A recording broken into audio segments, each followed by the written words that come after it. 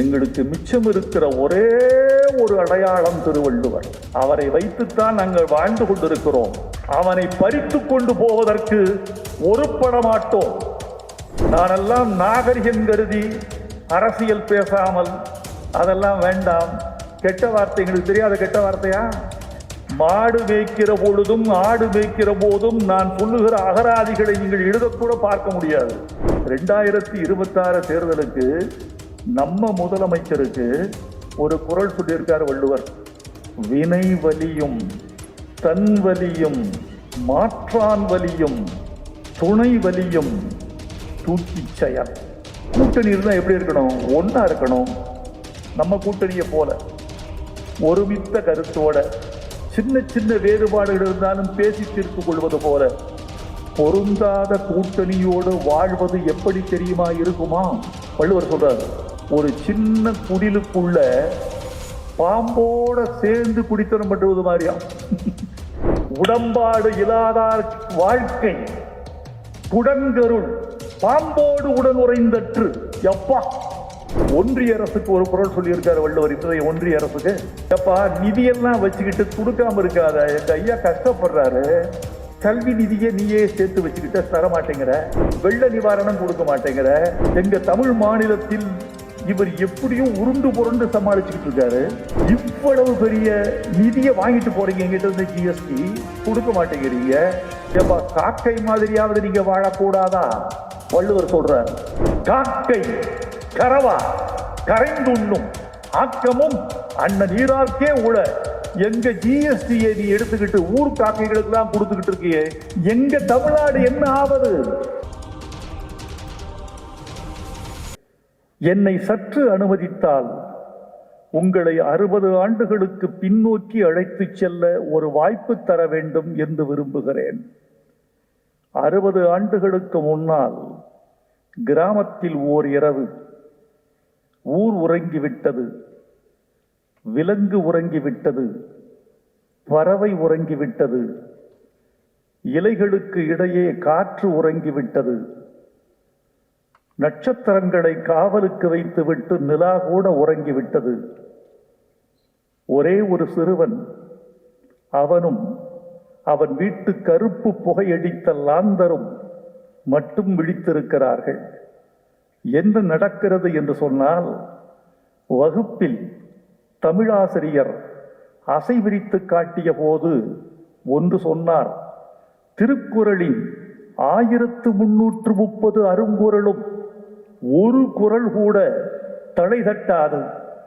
ஈற்றடி முச்சீராய் ஏனையடி நாற்சீராய் இயற்சீரும் வெண்சீரும் வந்து இயற்சீர் வெண்டளையும் வெண்சீர் வெண்டளையும் விரவி வந்து தந்தளை தழுவி பிறதளை தழுவாது செப்பலோசையோடு நாள் மலர் காசு பிறப்பு என்ற வாய்பாடுகளுள் ஒன்றால் முடியும், அதுதான் திருக்குறள் என்று சொன்னார்.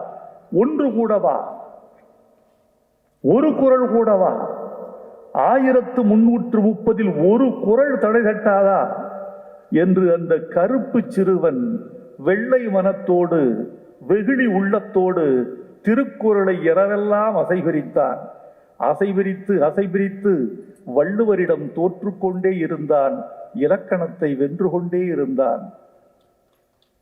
அந்த சிறுவனுக்கு பெயர் வைரமுத்து. அவன்தான் 60 ஆண்டுகளுக்கு பிறகு தமிழ் மன்றம் கூடியிருக்கிற இந்த பெருமன்றத்தில் அறிஞர்களும் பெரும் தலைவர்களும் பெரும் பேராசிரியர்களும் கூடியிருக்கிற இந்த பெருமன்றத்தில் திருக்குறளுக்கு உரை எழுதி உங்கள் கைதட்டலை காணிக்கையாக பெற்றுக் கொண்டிருக்கிறார் என்ற ஒரு நிமிஷத்தை தான் நான் ஒரு பெரிய மகுடமாக நினைக்கிறேன். தோழர்களே, நண்பர்களே, ஏன் குறளுக்கு உரை எழுத வேண்டும்? உரை ஏன் தேவைப்படுகிறது தெரியுமா? ஏன் உரையை படித்தால் புரியாதா? எல்லா விளக்கும் விளக்கல்ல, சான்றோர்க்கு பொய்யா விளக்கே விளக்கு தெரியாதா? தொட்டரை தூறு வளர்க்கேணி மாந்தர்க்கு கற்றடை தூறும் அறிவு தெரியாதா? தெரியும். எல்லா சொற்களும் பொருள் குறித்தவைதான். ஆனால் 100 ஆண்டுகளுக்கு ஒரு முறை ஒரு மொழி 10 விழுக்காட்டு சொற்களை இழந்து விடுகிறது, சிதைந்து விடுகிறது, அல்லது அழிந்து விடுகிறது. அல்லது பொருளில் ஒரு புல மாற்றம் நிகழ்ந்து விடுகிறது. ஐயா சிதம்பரம் அவர்கள் இங்கே சொன்னார்கள், இந்திரா பார்த்தசாரதி எனக்கு ஒரு தகவல் சொன்னதாக. எனக்கு அவர் சொன்ன தகவலோ அல்லது சிதம்பரம் அவர்கள் எனக்கு சொன்ன தகவலோ எனக்கு தெரியாது. ஆனால் மிக முக்கியமான தகவல், அவர் சொன்னார், காமத்துப்பால் என்றுதான் இலங்க வேண்டும், இன்பத்துப்பால் என்று இலங்குவதை விட காமத்துப்பால் என்பதுதான் ஆண் பெண் என்ற தேக உறவை குறிக்கும் என்று அவர் சொன்னார். நல்லதுதான், நானும் அந்த வழியில் வந்தவதுதான். காமம்தான் சரியான சொல் என்று ஆளப்பட்டிருந்ததும் உண்மைதான். ஆனால் அறிவுக்குரிய சிதம்பரம் அவர்களே, இந்திரா பார்த்தசாரதி அவர்களே, உங்களுக்கு ஒன்று சொல்ல வேண்டும் என்று ஆசைப்படுகிறேன். காமம் என்பது தொல்காப்பியர் காலத்தில் உயர்ந்த பொருள்.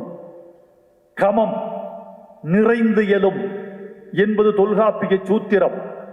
நிறைவுதான் காமம். காமத்தில் மனிதன் நிறைவு கண்டான். காமத்தில் மனிதன் பூரணத்தை பார்த்தான். காமத்தின் வழியே கடவுளை அடைய முடியும் என்று கூட நேற்று வரைக்கும் துறவிகள் யோசிக்கிறார்கள், இன்றும் யோசித்துக் கொண்டிருக்கிறார்கள். கமம் நிறைந்த இயலும் என்பது உண்மைதான். ஆனால் பொருள் மாறிவிட்டதே, காலம் பொருளை மாற்றிவிட்டதே. நாற்றம் என்பது நறுமணம் என்பதுதான் பொருள். 2ஆம் நூற்றாண்டில் சுவை, ஒளி, ஊறு, நாற்றம் திருவள்ளுவரில் இருக்கு. இந்த நாற்றம் என்ற சொல் நறுமணம் என்ற பொருள். நாரிய கூந்தலாள் என்ன பொருள்? மணக்கின்ற கூந்தலை உடையவள். பூக்களை சூடியோ திரவியங்கள் பூசியோ அல்லது தன் வேர்வைக்கு என்று தனி மனம் கொண்டோ அல்லது தன் ஆடையினுடைய வாடை அவள் கூந்தலில் ஏறியோ அவள் நிறம் மனம் கூடியிருக்கிறது. நாரிருங்கூந்தல், இருண்ட கூந்தல், அடர்த்தியான கூந்தல். நாறு இருங்கூந்தல் என்றால் நாறுகின்ற மணக்கின்ற இருண்ட கூந்தல். நாற்றம் என்றால் உயர்ந்த பொருளில் வந்தது. இன்றைக்கு நாற்றம் என்றால் கூவம் என்று ஆகிவிட்டது. இன்றைக்கு உன் கூந்தல் நாறுகிறது என்று சொன்னால் பெண் சண்டைக்கு வந்து விடுவாள். இன்றைக்கு நாறுதல் என்பது நல்ல பொருளில் அல்ல. காமம் என்பது தொல்காப்பியர் காலத்தில் நல்ல பொருளில் ஆளப்பட்டு வந்தது. நாற்றம் என்பது போலவே இன்று அதே சொல் காமம் என்றால் லஸ்ட் என்ற இழிந்த பொருளுக்கு வந்துவிட்டது. என்னப்பன் திருவள்ளுவரை நான் இழிந்த பொருளில் எடுத்தாள விரும்பவில்லை என்பதனால் நான் இன்பத்துப்பால் என்று கொண்டேன். என் தமிழ் மக்கள் ஏற்றுக்கொண்டு கரவொலி செய்கிறார்கள். இந்த கரவொலியையே இந்திரா பார்த்தசாரதிக்கு நான் விடுக்கிற பதில். அவர் நான் மதிக்கிற ஒரு தமிழறிஞர், 96 வயது மூத்தவர். 3-4 நாட்களுக்கு முன்னால் ஆங்கில இந்து பத்திரிகையில் அவர் பேட்டி கூட வெளிவந்திருந்தது. அவ்வளவு சிறந்தவர். மேக்பத் என்ற ஷேக்ஸ்பியர் நாடகத்தை நான் தழுவி தமிழ்படுத்திக் கொண்டிருக்கிறேன் என்று சொல்லிக் கொண்டிருக்கிற ஒரு தமிழறிஞருக்கு நான் இந்த சபையின் மூலமாக இந்த பதிலை விடுக்கிறேன். ஒருவரா இருவரா திருக்குறளுக்கு உரை எழுதியவர்கள் தருமர், மடக்குடவர், தாமத்தர், நச்சர், பரிதி, பரிமீரழகர், திருமலையர், மல்லர், பரிப்பெருமாள், காளிங்கர், வள்ளுவர் நூற்கு எல்லை உரை செய்தார் இவர். இந்த 10 பேர்களும் கொண்ட பட்டியல் வெண்பா பட்டியலில் இருக்கிறது. 10 பேர். இந்த 10 பேரில் 5 பேர் உரைகள் மட்டுமே கிட்டுகின்றன. 5 பேர் உரைகள் கிட்டவே இல்லை. இந்த 10இல் 5 உரைகளே கிட்டுகின்றன. ஆனால் இன்றைய கணக்கின்படி திருக்குறளுக்கு உரை எழுதியவர்கள் 23 அல்ல, 53 அல்ல, 60 பேர் அல்ல. முத்தமிழறிஞர் கலைஞரிலிருந்து நாவலர், தேவநேய பாவாணர், நாமக்கல் கவிஞர், இலக்குவனார் என்ற போன்ற பெருமக்கள் எல்லாம் எழுதி முடித்த பிறகு எண்ணிக்கை எவ்வளவு தெரியுமா? 850 பேர் திருக்குறளுக்கு உரை எழுதியிருக்கிறார்கள். 851வது ஆளாக வடுகுவட்டியிலிருந்து வைரமுத்து வந்திருக்கிறேன். இந்த 850 உரைகாரர்களுக்கு பிறகு இன்னும் குறளுக்கு சொல்வதற்கு பொருள் மிச்சம் இருக்கிறது என்பதுதான் திருவள்ளுவருக்கு உச்சம் இருக்கிறது என்பதற்கு அடையாளம் என்று நான் கருதுகிறேன். திருக்குறளை நான் சின்ன வயதிலிருந்து நேசித்திருக்கிறேன். அதை முதலில் நேசித்தது பொருளுக்காக அல்ல தோழர்களே. காமத்துக்கு வசப்படாத, காமம் என்பதே என்னவென்று தெரியாத ஒரு சின்னஞ்சிறுவன் ஒரு கொழுத்த பெண்மையை அண்ணாந்து ஆச்சரியப்பட்டு ரசிப்பது போல, பொருளே தெரியாத காலகட்டத்தில் கூட திருக்குறளை நான் தடவி தடவி, சொல்லி சொல்லி, பேசி பேசி, ரசித்து ரசித்து, ருசித்து ருசித்து, இசைத்து இசைத்து, திளைத்து திளைத்து, கரைந்து கரைந்து, நிறைந்து நிறைந்து ரசித்திருக்கிறேன். ஒருமையுள் ஆமை போல் ஐந்தடக்கலாற்றின் எழுமையும் ஏமாப்பு உடைத்து. இந்த குறளில் நான் ரசித்தது பொருளை அல்ல, ஒரு குறளுக்குள்ள 3 எண்களை எப்படி வள்ளுவன் வைத்தார். ஒருமையுள் 1, ஆமை போல் ஐந்தடக்கலாற்றின் 5, எழுமையும் ஏமாப்புடைத்து 7, 1, 5, 7. ஒரே குறளுக்குள் 3 எண்களை சொல்லி எப்படி பொருள் சொல்கிறார் என் பாட்டன். இது சின்ன வயதில் திருக்குறள் மீது எனக்கு ஏற்பட்ட ஈர்ப்பு. பற்றுக பற்றற்றான் பற்றினை அப்பற்றை பற்றுக பற்று விடற்கு. அடப்பாவி, நீ எங்கிருந்து பிறந்தாய்? எவன் உனக்கு தமிழ் சொல்லிக் கொடுத்தான்? எத்தனை பேர் உனக்கு முன்னோடிகள்?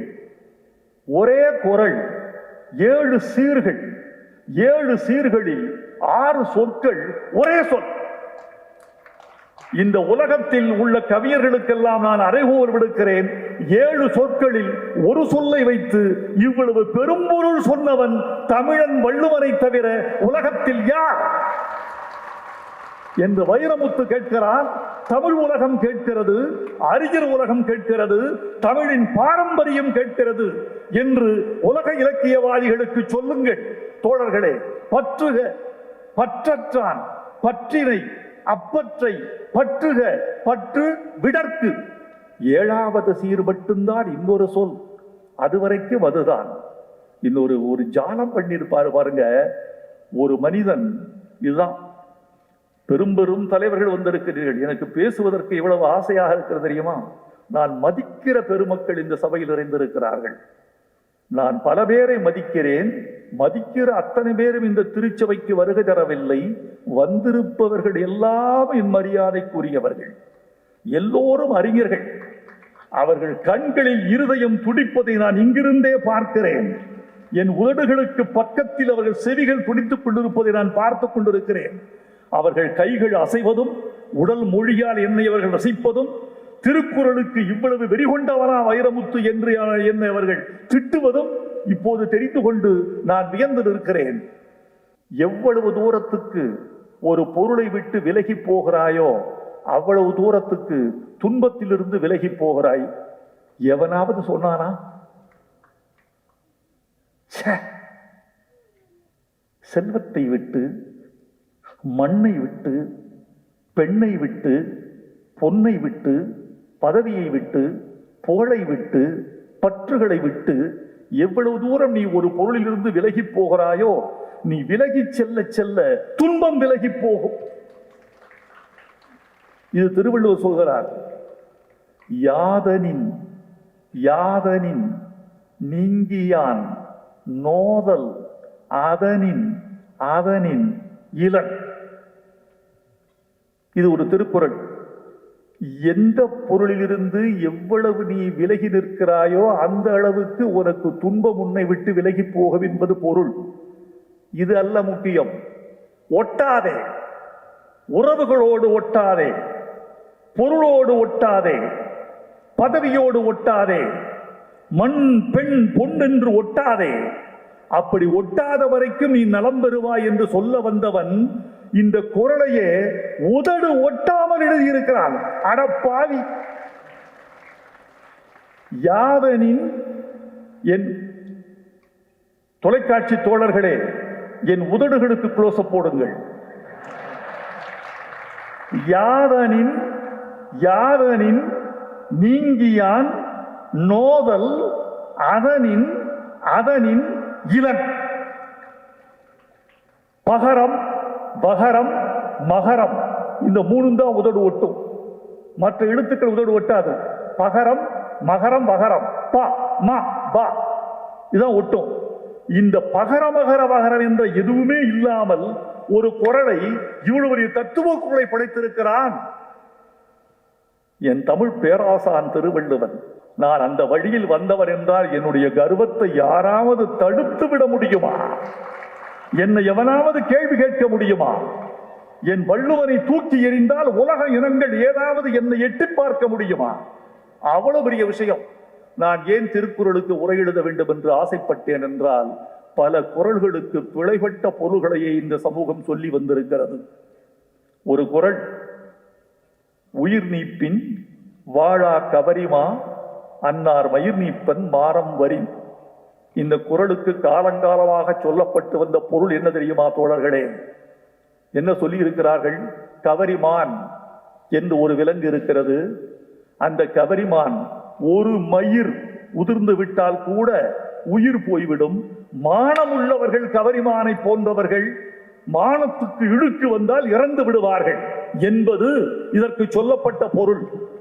உயிர் நீப்பின் மயிர் நீப்பின் வாழா கவரிமா அன்னார் உயிர் நீப்பர் மானம் வரின். எவ்வளவு பெரிய பிழை நடந்திருக்கு தெரியுமா? 2000 வருஷமா, 2000 ஆண்டுகளாக சொல்லப்பட்ட பிழையை நான் ஒருவன் வந்து திருத்த வேண்டும் என்று இருந்திருக்கிறது என்று நான் ஒன்றும் பெருமைப்படவில்லை. ஆனால் தோழர்களே, எங்கள் வள்ளுவன் மீது பிழைப்பட்ட சகதி ஏதும் படிந்துவிடக் கூடாது என்று நான் கவனமாக இருக்கிறேன். கவரி மான் என்று ஒன்று இல்லை. திருவள்ளுவர் கவரி மான் என்று பிரயோகப்படுத்தவும் இல்லை. கவரி மான் அன்னார் என்றால் மான் அன்னார் மானன்னார் என்று இருந்திருக்க வேண்டும். ஆனால் வகர உடம்படுமை பெய்து கவரி மாவன்னார் என்று எழுதியிருக்கிறார் திருவள்ளுவர். கவரி மா என்றால் விலங்கு, மான் அல்ல. கவரி மா மக்கள், மாக்கள், மக்கள் உயர்திணை, மாக்கள் அகரிணை, மாக்கள் கவரி மா. இந்த மா என்றால் விலங்கு. கவரி மா என்பது பனிப்பிரதேசத்தில் வாழுகிற ஒரு விலங்கு. ஆங்கிலத்தில் சொன்னால் யாக். யாக் என்ற விலங்கு திபெத்தில் இன்னும் இருக்கிறது, நேபாளத்தில் இன்னும் இருக்கிறது. பனிப்பிரதேசத்து விலங்கு தன் உடம்பெல்லாம் கவரி முடி கொண்டது, கம்பளியை போர்த்தது போல இருக்கும். அந்த கம்பளியை போர்த்திருப்பது இயற்கை அதற்கு கொடுத்த கொடை. அந்த பனியிலிருந்து தன்னை மீட்டுக் கொள்ள வேண்டும், காத்துக்கொள்ள வேண்டும் என்று அந்த இயற்கை அந்த விலங்குகளுக்கு அந்த உறுப்பை கொடுத்திருக்கிறது. கவரிமா. அந்த கவரி மயிர் மொத்தமாக உதிர்ந்து போனால் குளிர் தாங்காத பனிக்காட்டு விலங்கு குளிர் தாங்காமல் விரைத்து செத்து போகும் என்பது பொருள். அப்பா, மயிர் நீப்பின் எது தெரியுமா ஏமாத்திருக்கு? எதுகை உரையாசிரியர்களை ஏமாத்திருக்கு. இதுல பரிமேலகர் இப்படித்தான் சொல்றாரு, நாவலர் வரைக்கும் தான் சொல்றாங்க, மணக்குடவர் இப்படிதான் சொல்றாரு, பின்னாடி வந்து உரையாசிரியர்கள் சொல்றாங்க, எல்லாரும் சொல்றாங்க. பரிதியார் என்ற ஒரு உரையாசிரியர், இறை என்பவர்களுக்கு தெரியும், அது படிச்சு பாருங்க. பரிதியார் என்பவருடைய உரையில் கவரி மா என்று சொல்லாமல் கவரி மான் என்றே பொருள் கொள்கிறார். மூலத்தை விட்டே வெளியே போவது என்ன நியாயம்? ஒரு உரையாசிரியன் மூலத்தை விட்டு வெளியே போகக்கூடாது. காலத்தை விட்டு கூட வெளியே போகலாம், மூலத்தை விட்டு ஒரு உரையாசிரியன் வெளியே போகக்கூடாது. இதைத்தான் கவரிமா வன்னார் என்று எழுதியிருக்கிறேன். பெரியவர்களே, நீண்ட நேரம் பேசுவதற்கும் விரும்பவில்லை, ஆனால் குறைவாக பேசவும் விரும்பவில்லை. அப்படி ஒரு நிலை. திருவள்ளுவருக்கு மிகப்பெரிய பெருமை என்ன தெரியுமா தோழர்களே? இந்த நிகழ் நிமிஷத்துக்கு பொருந்துவதுதான். இந்த சனத்துக்கு பொருந்துவார். இன்றைய வாழ்வியலுக்கு, இன்றைய அறிவியலுக்கு, இன்றைய அறவியலுக்கு, இன்றைய அரசியலுக்கு, உலகத்துக்கு பொருந்துகிற குறள் நம்முடைய வள்ளுவருடைய குறள் என்றால் மிக இல்லை. உக்ரைன் ரஷ்யா போர், பாலஸ்தீனம் இஸ்ரேல் போர், இஸ்ரேல் ஈரான் போர். இந்த போர்களுக்கு வள்ளுவர் சொல்லுகிற இந்த நிகழ்காலத்து குரல் ஒன்று உண்டு. இப்படி நிகழும் என்றவருக்கு தெரியுமா? தெரியாது. இப்படி நாடுகளே கிடையாது வள்ளுவர் காலத்துல. அந்த நாடுகளே இல்லாத காலத்தில் வள்ளுவர் எப்படி சிந்தித்திருக்கிறார் பாருங்க. நாடு சண்டை போடுறதெல்லாம் நாடாடா, அதற்கு பெயர் நாடா? நாடு என்றால் என்ன தெரியுமா? வள்ளுவர் கேட்கிறார். உருபசியும் ஓவா பிணியும் செருபகையும் சேராது இயல்பது நாடு. பசி இருக்கக்கூடாது. நான் பார்த்தேன் பாலஸ்தீனத்துல, என் நெஞ்சு கையில சாப்பாட்டு தட்டை வச்சுக்கிட்டு தொலைக்காட்சி பார்த்துட்டு இருக்கேன். ஒரு சப்பாத்தி, ஒரு செட்டிநாட்டு குருமா, அதை வச்சு சாப்பிட்டுட்டு இருக்கேன். தொலைக்காட்சியில ஒரு காட்சி ஓடுது.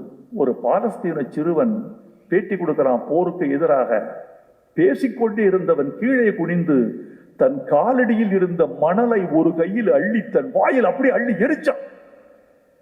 இதைத்தான் நான் சாப்பிட்டுட்டு இருக்கோம். இப்போ தட்டை அப்படியே வச்சுட்டேங்க. அடப்பாவி, என் சமகாலத்தில் சற்று தூரத்தில் எங்கள் மானிட சிறுவன் ஒருவன் தன் வாயில் மண்ணள்ளி கொண்டு சென்று சாப்பிடுகிற பொழுது நான் எப்படி இந்த நல்லுணவை சாப்பிட முடியும் என்று தட்டை கீழே வைத்து விட்டேன். தோழர்களே, உருபசியும் ஓவாப்பிணியும் செருவகையும் சேராத இயல்பது நாடு. உக்ரைனுக்கு ஒரு குரல், இஸ்ரேலுக்கு ஒரு குரல், ஈரானுக்கு ஒரு குரல், ரஷ்யாவுக்கு ஒரு குரல். அது இந்த குரல். ஒன்றிய அரசுக்கு ஒரு குரல் சொல்லியிருக்காரு வள்ளுவர். இன்றைய ஒன்றிய அரசுக்கு எப்பா நிதியெல்லாம் வச்சுக்கிட்டு கொடுக்காம இருக்காத, எங்க ஐயா கஷ்டப்படுறாரு. கல்வி நிதியை நீயே சேர்த்து வச்சுக்கிட்ட தர மாட்டேங்கிற, வெள்ள நிவாரணம் கொடுக்க மாட்டேங்கிற, உரிய நிதி வரமாட்டேங்குது. எங்க தமிழ் மாநிலத்தில் இவர் எப்படியும் உருண்டு புரண்டு சமாளிச்சுக்கிட்டு இருக்காரு. இவ்வளவு பெரிய நிதியை வாங்கிட்டு போறீங்க எங்கிட்ட இருந்து, ஜிஎஸ்டி கொடுக்க மாட்டேங்கிறீங்க. ஏப்பா காக்கை மாதிரியாவது நீங்க வாழக்கூடாதா? வள்ளுவர் சொல்றார். காக்கை இருக்கு, சேர்ந்த பொருளை பார்த்த பொருளை மறைக்காது, தனக்கென்று ஒதுக்காது, கரையும், கா கா என்று கரையும், கூட்டத்தை சேர்க்கும். எல்லா காக்கைகளும் மொத்தமாக சேர்ந்துதான் உண்ணும். அதுதான் காக்கையின் குணம். காக்கை கரவா கரைந்து உண்ணும், ஆக்கமும் அண்ண நீரார்க்கே உள. எங்க ஜிஎஸ்டியை நீ எடுத்துக்கிட்டு ஊர் காக்கைகளுக்கு எல்லாம் கொடுத்துக்கிட்டு இருக்கியே, எங்க தமிழ்நாடு என்ன ஆவது? காக்கை கரவா கரைந்துண்ணும், ஆக்கமும் அண்ண நீரார்க்கே உள. ஒன்றிய அரசுக்கு பொருந்துகிற குரல். 2000 ஆண்டுகளுக்கு முன்பு எழுத்தாணி எடுத்து பதப்படுத்தப்பட்ட பனை ஓலையில் எழுதி கொண்டு, புள்ளி வைக்காத எழுத்து எழுதி கொண்டு, பனை ஓலையில் புள்ளி வைத்த எழுத்துக்களை எழுதினால் பனை ஓலை கிழிந்து விடும் என்பதனால் புள்ளி இல்லாத எழுத்துக்களைத்தான் பனை ஓலையில் எங்கள் திருவள்ளுவன் எழுதியிருப்பான். திருவள்ளுவன் இன்று வந்து என் வள்ளுவர் மறை வைரமுத்து உரையை வாசிக்க சொன்னால் திருவள்ளுவருக்கு வாசிக்க தெரியாது. இந்த எழுத்துக்கள் வேறு, ஒலி வடிவம் ஒன்று. காக்கை கரவா கரைந்துண்ணும் என்றால் வள்ளுவனுக்கு புரியும். நான் எழுதி கொடுத்தால் வள்ளுவனுக்கு படிக்க தெரியாது. ஒலி வடிவம் மாறாதது, மொழி வடிவம் மாறுவது. ஆகவே தமிழர்களே, பேசி பழகுங்கள், ஒலி வடிவத்தை மாற்றாதீர்கள். காதுகளில் எங்கள் பிள்ளைகளுக்கு ஒலிகள் வந்து சேரட்டும். பிள்ளைகளே, 133 அதிகாரத்திற்கு ஒவ்வொரு விதமாக இங்கு 10 குறள் சொல்லிய பிள்ளைகளே, உங்களில் வாழுகிறான் திருவள்ளுவன், உங்களோடு வாழுகிறான் திருவள்ளுவன். அடுத்த நூற்றாண்டு பிள்ளைகள் நீங்கள். அடுத்த நூற்றாண்டுக்கு வள்ளுவரை அழைத்துச் செல்லக்கூடிய பெரும் கடமை உங்களுக்கு இருக்கிறது. வாழ்க நீங்கள். வள்ளுவர் சார்பில், முதலமைச்சர் சார்பில் உங்களை நான் வாழ்த்துகிறேன். வாழ்க. உங்கள் பள்ளிக்கு எங்கள் வணக்கம், உங்கள் ஆசிரியர் பெருமக்களுக்கு என் வாழ்த்து. கூட்டணியை பத்தி ஒரு வரி சொல்லியிருக்காரு. பொருந்தா கூட்டணியை பத்தி வள்ளுவர் சொல்லியிருக்காரு. கூட்டணி இருந்தா எப்படி இருக்கணும்? ஒன்னா இருக்கணும். நம்ம கூட்டணியை போல ஒருமித்த கருத்தோட, சின்ன சின்ன வேறுபாடுகள் இருந்தாலும் பேசி தீர்த்து கொள்வது போல. பொருந்தாத கூட்டணியோடு வாழ்வது எப்படி தெரியுமா இருக்குமா? வள்ளுவர் சொல்றாரு. பொருந்தாத கூட்டணியோடு வாழ்வது ஒரு சின்ன குடிலுக்குள்ள பாம்போட சேர்ந்து குடித்தனம் பண்றது மாதிரியா? உடம்பாடு இல்லாதார் வாழ்க்கை குடங்கருள் பாம்போடு உடன் உறைந்தற்று. எப்பா, குடங்கர் என்றால் ஒரு குடில், சிறு குடில், ஒரு குடிசைன்னு வச்சுங்க. ஒரு குடிசைக்குள்ள பாம்போடு மூவ் பண்ண இடம் இல்லை, புழங்க இடம் இல்லை. அந்த இடத்துல ஒரு பாம்போடு உடன் உறைந்து வாழ்வது எப்படி கொடுமையானது? உடம்பாடு இல்லாதார் வாழ்க்கை குடங்கருள் பாம்போடு உடன் உறைந்தற்று. முதலமைச்சருக்கு ஒரு குரல் சொல்லியிருக்காருங்க வள்ளுவர்.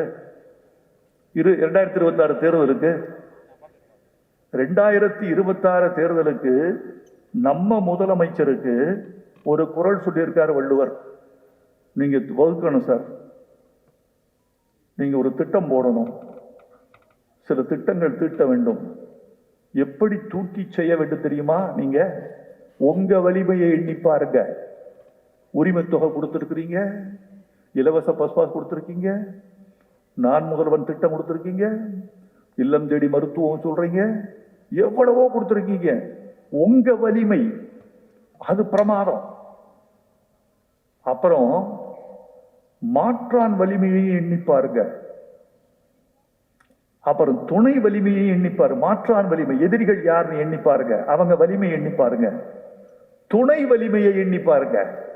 நமக்கு துணையா இருக்கிறது யார் யார், அவங்களுக்கு துணையா இருக்கிறது யார் யார் எண்ணி பாருங்க. இவ்வளவு எண்ணி பார்த்துட்டு தூக்கி நிறுத்தி செயல்படுங்க.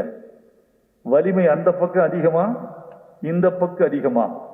வினை வலியும் தன் வலியும் மாற்றான் வலியும் துணை வலியும் தூக்கி செயல். 2000 ஆண்டுகளுக்கு முன்பு என்னப்பன் திருவள்ளுவன் எதையெல்லாம் எழுதிவிட்டு போயிருக்கிறான். இந்த சனத்திற்கு மாத்திரமல்ல தோழர்களே, செயற்கை நுண்ணறிவு வரட்டும், நேனோ டெக்னாலஜி வரட்டும், இந்த உலகத்தை துடைத்து தூக்கி குப்பையில் எறிய வேண்டியதுதான். சென்னை நகரத்தில் முக்கால்வாசி விஷயத்தை தூக்கி வங்காள விரிகுடாவில் எரிந்து விட வேண்டியதுதான். வங்காள விரிகுடா மேடாகி போகும். அவ்வளவு குப்பைகளை துடைத்து எரிய வேண்டியிருக்கும். புதிய வாழ்க்கை வரும். அப்படி புதிய வாழ்க்கை, புதிய மனிதர்கள், புதிய விழுமியங்கள், புதிய சட்டங்கள், புதிய ஆட்சிகள் என்று இந்த வாழ்வின் எல்லா அம்சங்களும் மாறிக்கொண்டே போனாலும் மாறாத பேரம்சமாக எங்கள் திருவள்ளுவர் திகழ்வார். நிறைவாக ஒரு செய்தி. யாருக்கு காவி அடிக்கிறீர்கள்? யாருக்கு காவி? எங்களுக்கு மிச்சம் இருக்கிற ஒரே ஒரு அடையாளம் திருவள்ளுவர். அவரை வைத்துத்தான் நாங்கள் வாழ்ந்து கொண்டிருக்கிறோம். எங்கள் இனத்தின் கேடயமும் அவன்தான், எங்கள் இனத்தின் வாளும் அவன்தான், எங்கள் தலையும் அவன்தான், எங்கள் கிரீடமும் அவன்தான். அவனை பறித்து கொண்டு போவதற்கு ஒருபட மாட்டோம். நானெல்லாம் நாகரிகம் கருதி அரசியல் பேசாமல், அதெல்லாம் வேண்டாம். கெட்ட வார்த்தை எங்களுக்கு தெரியாத கெட்ட வார்த்தையா? மாடு மேய்க்கிற பொழுதும் ஆடு மேய்க்கிற போதும் நான் சொல்லுகிற அகராதிகளை நீங்கள் எழுதக்கூட பார்க்க முடியாது, அவ்வளவு தெரியும். ஆனால் நாம் கெட்ட வார்த்தைகளை பயன்படுத்துவதா, இந்த பொது வாழ்க்கைக்கு திருக்குறளை பயன்படுத்துவதா என்று முடிவெடுத்து திருக்குறளைத்தான் பயன்படுத்த வேண்டும் என்று நாகரிகம் பெற்று மேலே வந்தோம். எங்கள் நாகரிகத்தை சிதைத்து விடாதீர்கள், எங்கள் முகமூடியை கழற்றி விடாதீர்கள், எங்கள் தோலை உரித்து விடாதீர்கள். வேண்டாம், திருவள்ளுவரை விட்டு விடுங்கள். அவர் தமிழனுக்கு என்று கிடைத்த ஒரே ஒரு அறக்கொடை. அந்த அறக்கொடையை இழப்பதற்கு நாங்கள் தயாராக மாட்டோம். அந்த அறக்கொடை எங்களுக்கு உரியது, எங்கள் தமிழ் இனத்தின் அடையாளத்துக்குரியது. வேள்வி செய்வது உங்கள் கலாச்சாரம். வேள்வி என்பது, வேள்வி யாகம் வளர்த்து, தீ வளர்த்து, ஆடு மாடுகளை வெட்டி பலி கொடுத்தி அதெல்லாம் பண்ணுவது உங்கள் கலாச்சாரம். தமிழ்நாட்டில் அப்படி இல்லை. நாங்களும் பலியிடுவோம். யாகம் வளர்த்தல்ல, யாகம் வளர்த்தல்ல. புலால் எங்களுக்கு விரோதம் அல்ல, கள் எங்களுக்கு விரோதம் அல்ல. ஆனால் நாங்கள் மனிதனுக்காகத்தான் படைப்போமே தவிர இல்லாத சக்திகளுக்கு நாங்கள் படைப்பதில்லை. மனிதனுக்குத்தான் படைப்போம். அவிசொரிந்து 1000 வேட்டலின் ஒன்றன் உயிர் சுகத்து உண்ணாமை நன்று என்று புதிய குரல் கொடுத்தவன் தர்மார்த்த காம மோட்சம் என்பதுதான் வடமொழி மரபு. தர்மம், அர்த்தம், காமம், மோட்சம். அங்க கூட காமம் இருக்குய்யா. வடமொழியில் கூட தர்மார்த்த காம மோட்சம் என்றுதான் சொன்னான். தர்மம், அர்த்தம், காமம், மோட்சம், அறம், பொருள், இன்பம், வீடு மொழிபெயர்த்தால் அப்படி வரும். திருவள்ளுவரை பார்த்தீங்களா? எங்கால தனித்தமிழன் என்பதற்கு அடையாளம் போதுமா? அறம், பொருள், இன்பத்தோடு நிறுத்தி கொண்டார். மோட்சத்தின் மீது எங்களுக்கு நம்பிக்கை இல்லை, தூக்கி எறிந்தார். அறம், பொருள், இன்பம் தான் எங்கள் கொள்கை என்று நிறுத்தினார். மோட்சம் காணாதது, மோட்சம் கற்பனையானது, மோட்சம் கண்ணுக்கு தெரியாதது. மோட்சம் என்பது உயிரிலி. அந்த உயிரிலியோடு எங்களுக்கு எந்த உறவும் இல்லை என்று அறத்தோடும் பொருளோடும் இன்பத்தோடும் மனிதனுக்கு தேவையான நிறுத்தி கொண்டான். அந்த தமிழனை எங்களுக்கு விட்டு விடுங்கள், அவன் மீது வர்ணம் பூசாதீர்கள். திருவள்ளுவரின் வர்ணம் என்ன தெரியுமா? தமிழனுக்கு வர்ணம் என்னவோ அதுதான் திருவள்ளுவரின் வண்ணம். திருவள்ளுவரின் வண்ணம் எதுவோ அதுவே தமிழின் வண்ணம். வாழ்க திருவள்ளுவர், வெல்க திருக்குறள்.